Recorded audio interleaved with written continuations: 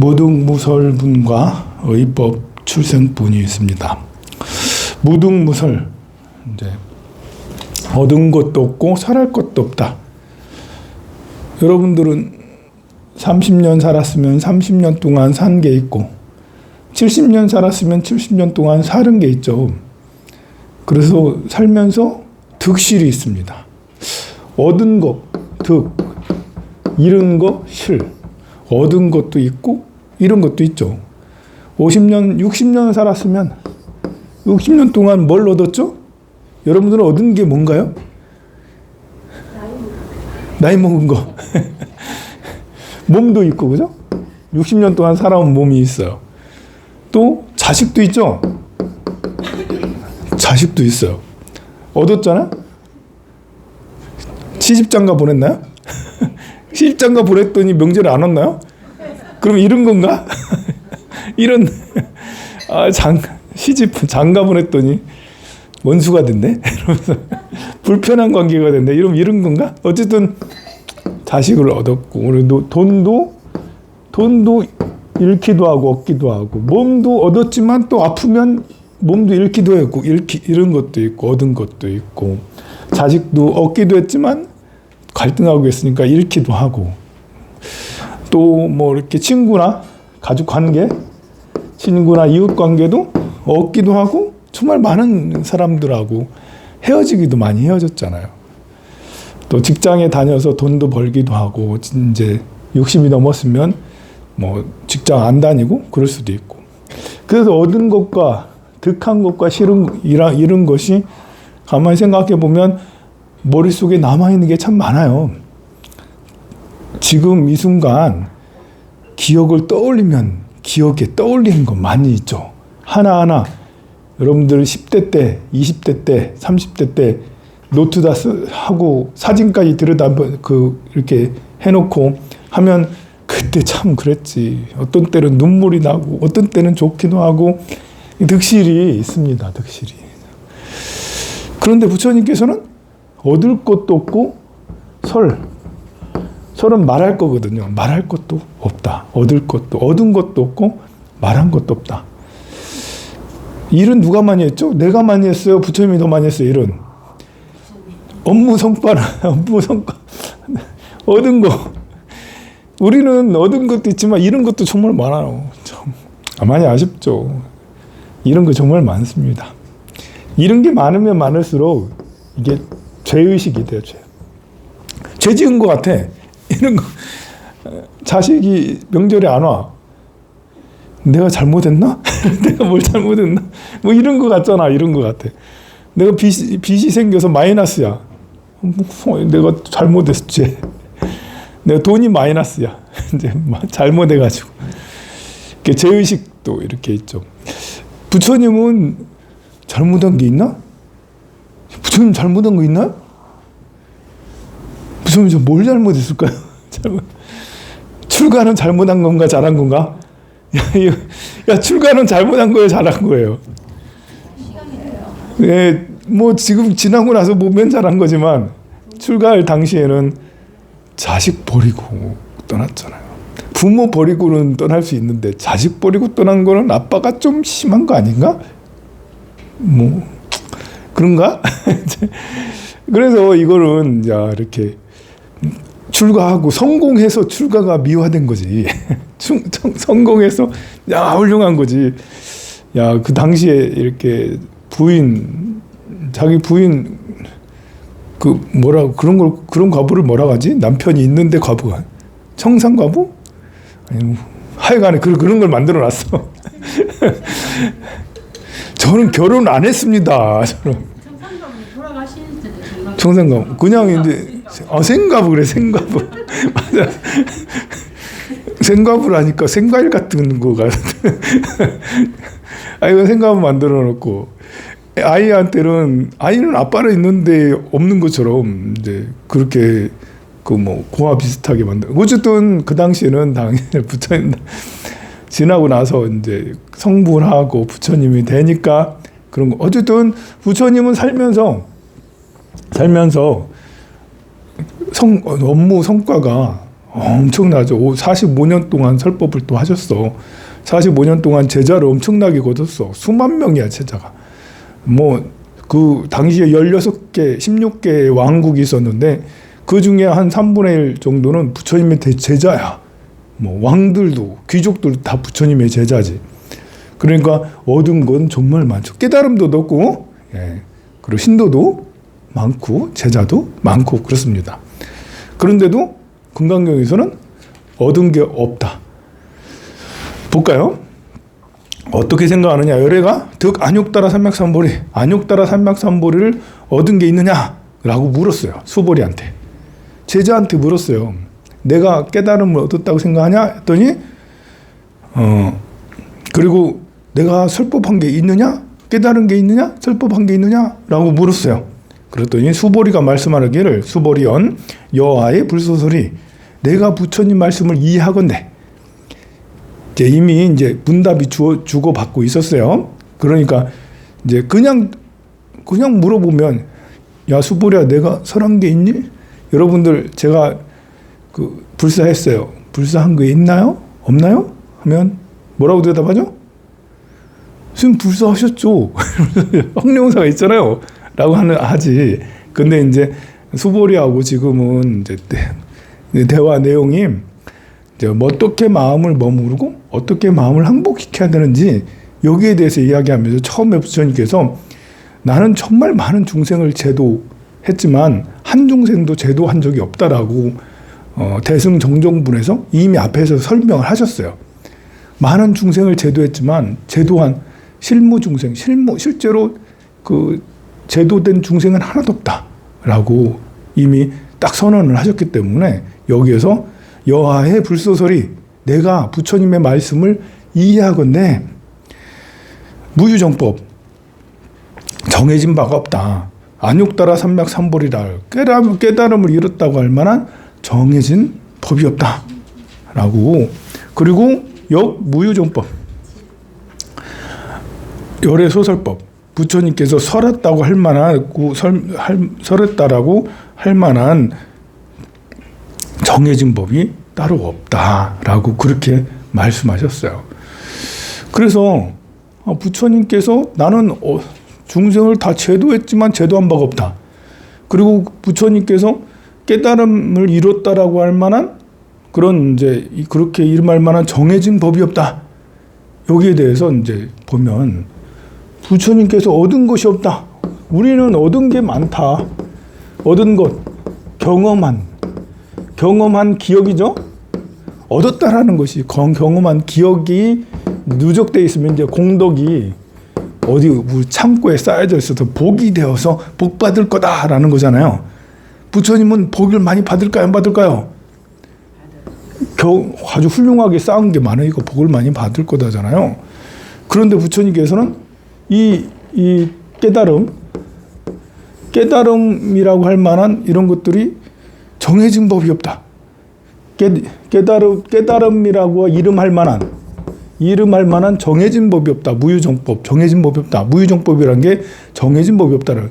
깨달음이라고 이름할 만한 정해진 법이 없다. 이렇게 우리가 얻었다라고 할 만한 이것이 가만 보면 이 공덕이라는 것도 그래요. 이 많은 공덕을 지었어. 공덕이라 할 만한 그 이전에 저는 본명이 황산입니다. 제가 황산 스님인가요? 이름이 네. 황산. 제가 이름이 황산이지 이름은 계속 변할 수 있어요. 제가요 예전에는 지공이었어요. 본명이. 제 20대 30대 초반까지만 해도 10여 년 동안은 내가 지공이라고 불렸어요. 우리 은사 스님이 나보고 지공 스님이라고 그렇게. 왜 지공 스님이라고 그렇게 했냐면 우리 그 사형사제들 그 돌림은 지자 돌림이에요.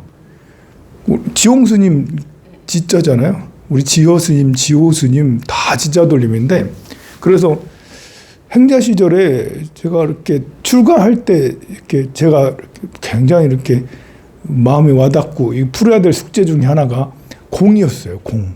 이 공이 뭘까? 공이란 게 뭐지? 늘 머릿속에 내 화두처럼 그때는 화두라는 말도 잘 뭔지 몰랐고 머릿속에 맴돌게 색은 곧 공이요 공은 곧 색이라던데 공이 뭐지? 이 공이라는 건 도대체 알 것도 같고 모를 것도 같고 여기에 고민 많이 했어요. 출가할 때. 그래서 이제 출가해서 행자 생활하는데 하얀 꽃무신 신고 다녔거든 당시에.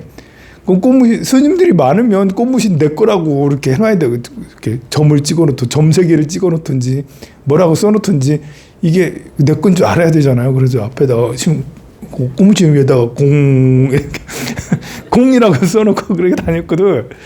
그걸 우리 은사 스님 보시더니 어이 저놈이 너 지공이라 해라 지공이라. 아직 그 개도 안 받은 행자인데 개 받을 때 법명 주거든요. 그 개 받기 전에는 뭐 김행자, 박행자, 최행자 막 그랬어. 그렇죠 스님? 예, 그렇습니다. 스님 무슨 행자였어요? 저 박행자. 박행자. 개 받기 전에는 그냥 박행자, 김행자 이러거든요. 그런데 이제 내가 맨날 그거 쓰고 다니니까 이제 그냥 바로 본명이 생긴 거예요. 너 지공이라 해라 이러면서 이제 그래서 행자 때부터 지공이라는 행자로 불렸어요. 그래서 이제 공이었는데 그때는 20대 때는 지공이지만 30대가 되면서 제가 개명했거든요. 황산으로 개명을 했어. 그지만 또 앞으로 개명할 일은 잘 없었겠지만 어쨌든 이름이 지공, 이름이 황산이라는 거죠. 그럼 내 몸은 있는 건가? 내 건가? 내 몸은 내 건가? 그래 내가 지금 움직이라면 움직이지만 이게 내 몸이라는 게 내 거라고 할 만한 것이 어디 등기가 돼 있긴 하지 국가에. 등기만 돼 있지. 이게 사실 몸의 속성은 내 거라고 할 만한 것이 사실은 없어요.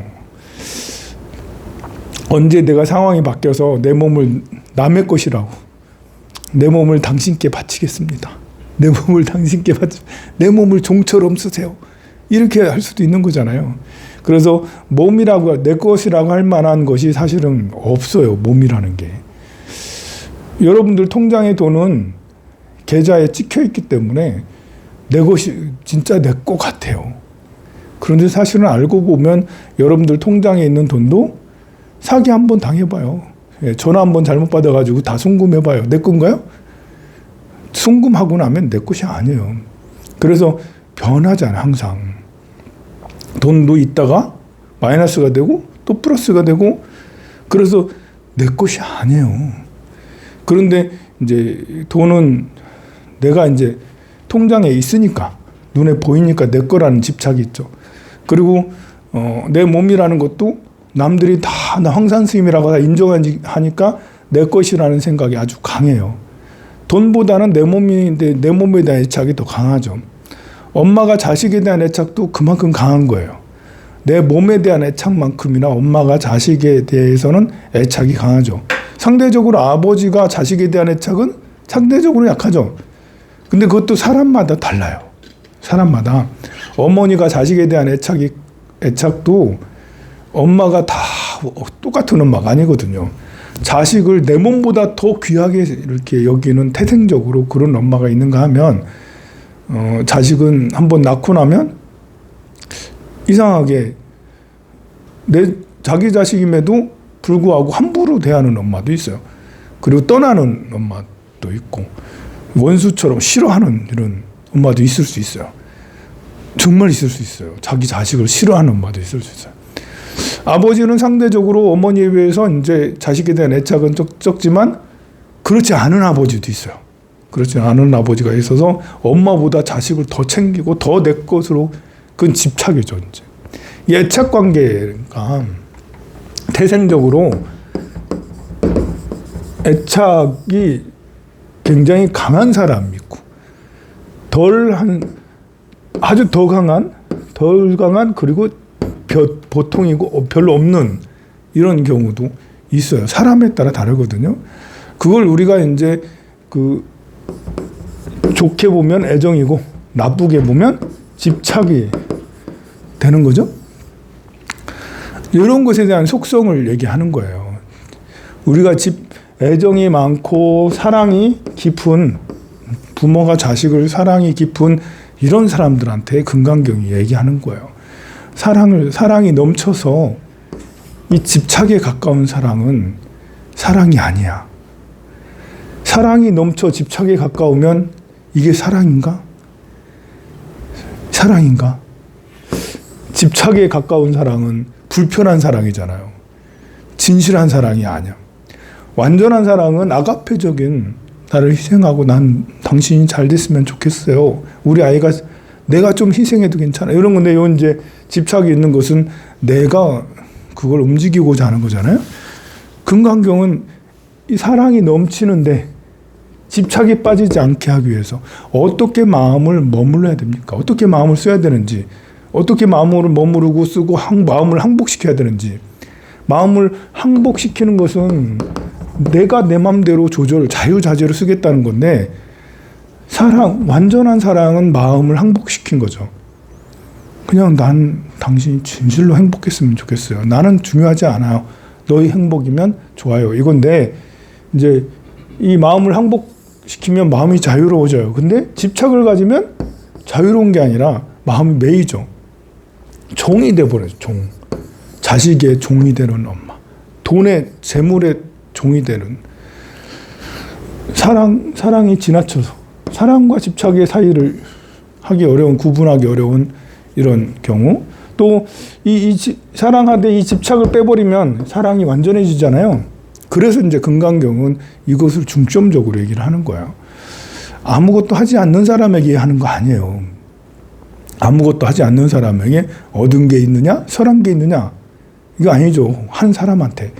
자식을 엄청 사랑하고 누군가 타인에게 열심히 봉사하고 노력하고 세상을 위해서 모든 사람을 사랑하리라. 난 이런 사람에게 당신은 얻은 게 있나요? 설한 게 있나요? 한 게 있나요? 복을 지은 게 있나요? 공덕이 있나요? 이런 걸 얘기하는데, 그런 공덕이 왜 없겠습니까만 현실 공덕, 현실적으로 쌓은 공덕은 반드시 있죠. 많은 행동을 하니까. 그러나 속성에 대해서 얘기하는 거예요. 속성. 마음가짐은 아니다. 나는 자식을 사랑하지만 사랑하지만 사랑한 게 아니다. 이 집착으로 변하는 것을 방지하고, 그리고 진짜 진실에 다가서는 사랑. 사랑은 사랑했다 얘기하면 사랑이 아니게 돼버리는 게 되기가 쉬워요. 아니, 여기서 말한다라는 것은 이제 그 상을 내는 걸 말하는 거예요. 여러분들 사랑하는 사람에게 사랑한다고 얘기하는 건 좋은 거예요. 그런데 사랑하는 사람에게 친구야, 난 너가 정말 좋아. 난 네가 정말 소중해. 이렇게 얘기하는 건 정말 좋죠. 당연히 해야 되는 거죠. 가까이 지내는 친구에게. 이렇게 소중하다는 얘기는 당연히 해야 되는데, 소중하다는 생각, 이것이 상이 나면 나는 네가 널 점점 소중해. 이게 상이 된다는 것은 집착이 된다는 거잖아요. 상이 쌓였다라는 것은 집착이 된다는 거. 나는 친구야, 너 진짜 소중하거든? 그러니까 내 옆에만 있어. 이게 이제 집착인 거예요. 나하고만 만나. 친구가 이렇게 나랑 친하게 지내다가 덕상심한테 가봐. 내가 기분이 좋겠어? 나랑 친하게 지내다 덕상심한테 가면 기분이 떨떠름한데? 이건 집착이라는 거지. 이것을 처부수해야 된다는 거예요. 수행 잘하면. 여러분 보살님들, 고사님들 저랑 너무 잘 지내요. 그래서 저는 여러분들을 정말 사랑합니다. 그런데 여러분들이 우리 덕상심 너무 잘생겼어요. 예뻐요. 훌륭해요. 어떻게 그렇게 수행도 잘하시고 어떻게 그렇게 잘하십니까? 존경해요. 이러면 제가 기분이 좋을까요? 나쁠까요? 좋아야 되는 거예요. 네, 신도가 스님에게 잘하고 좋아하고 이렇게 존경하는 건 좋은 거잖아요. 그러면 상이 없는 거예요. 그런 분은 진짜로 훌륭해요. 네, 오셔요. 여기 앉으세요. 그러면 너무나도 훌륭한 거예요. 상이 없는 금강경 수행을 잘하신 분이에요. 그런데 그런 분이 있을까요?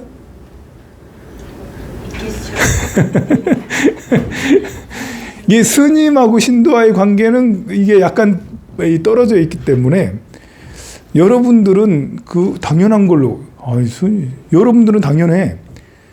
여러분들은 스님하고 거리가 있잖아요. 그래서 저랑도 친하고 황산 여기 덕상 스님하고도 친하고 지용 스님하고도 친하고 이제 잘해드리고 친하다는 것은 잘해드리고 또 이렇게 벽안 스님한테도 잘해드리고 여러분들한테는 이제 당연한 거지. 근데 스님한테는 당연한 게 아닐 수도 있어요. 무슨 말인지 이해는 가죠? 이해는 갈 거예요. 왜냐하면 속세에도 그런 일이 많으니까. 그 중에 가장 대표적인 게 부부관계. 부부관계는 그럴 수가 없잖아요. 이게 부부관계는 남녀가 계약관계잖아요. 그래가지고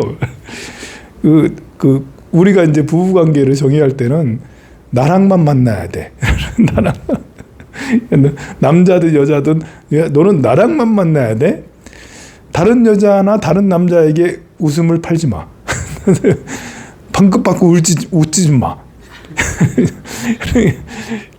나랑 이제 결혼한 여자가 모든 여자에게, 모든 남자에게 막 웃으면서 친절하게 잘해주고 하면 배우자는 속이 부글부글 끓어요. 정상인가요? 그게 정상인가요? 좀 그게 상이잖아요. 상. 사람은 모두에게 친절해야 되는 거 아닙니까? 상대가 기쁘게 해주기를 진짜 바라야 되는 거잖아요. 그거 기쁘게 해주기에 노력해야 되잖아요. 그런데 이제 거기에서 더 나아가니까 이제 그래 걱정이 되잖아. 웃고 친절하면 혹시 나중에 손 잡는 거 아닐까? 나중에 손 잡는 게 아닐까? 이렇게까지 되고 손 잡으면 더 나가는 게 아닐까? 더 나가면 심각해지잖아? 심각해져요. 그런데 더 내가 이런 얘기를 하면 안 되지. 어쨌든 그것도 상해.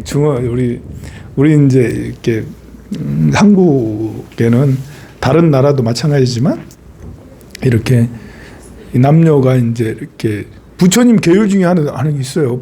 불사음 해서 계약 관계가 아닌 사람은 그냥 냅둬요. 일로 올라오셔도 돼. 괜찮아.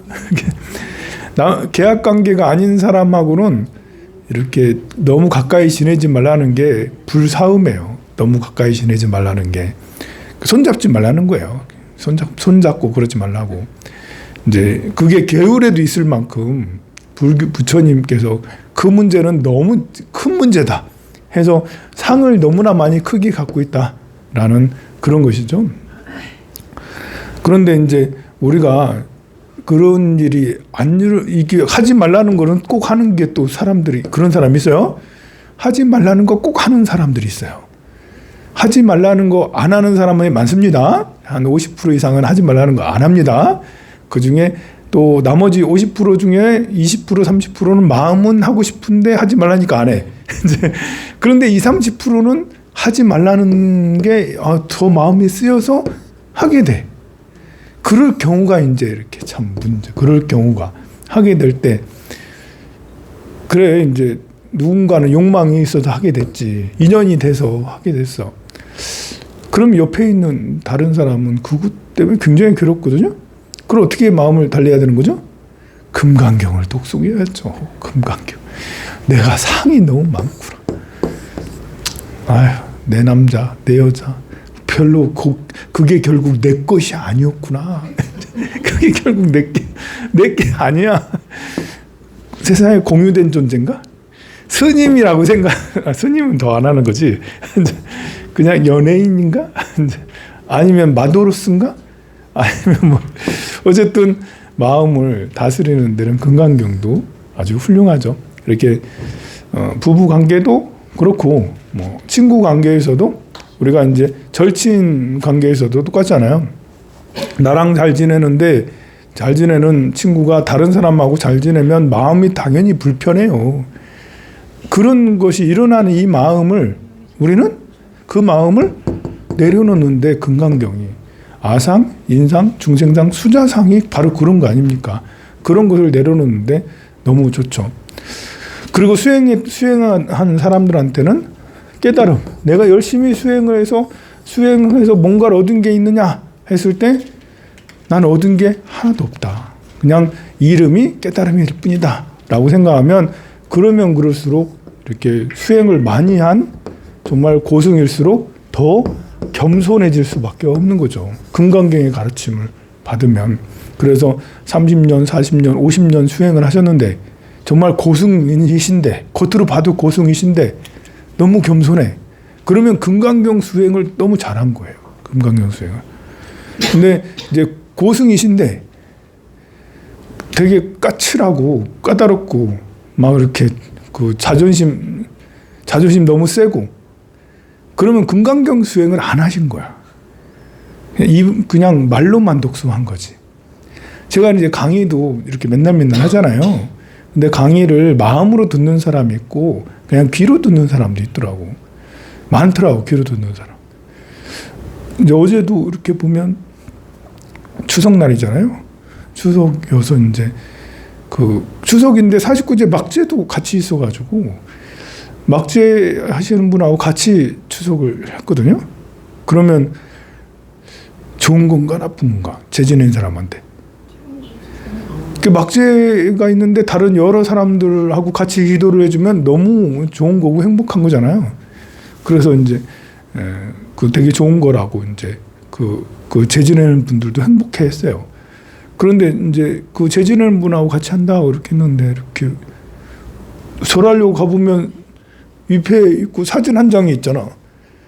그래 이제 절에 익숙치 않은 사람은 우리 조상님 말고 사진 저거 누구지? 하면서 약간 불편하게 느끼는 사람은 추석 차례 지내러 왔다가 그럴 수도 있는 거예요.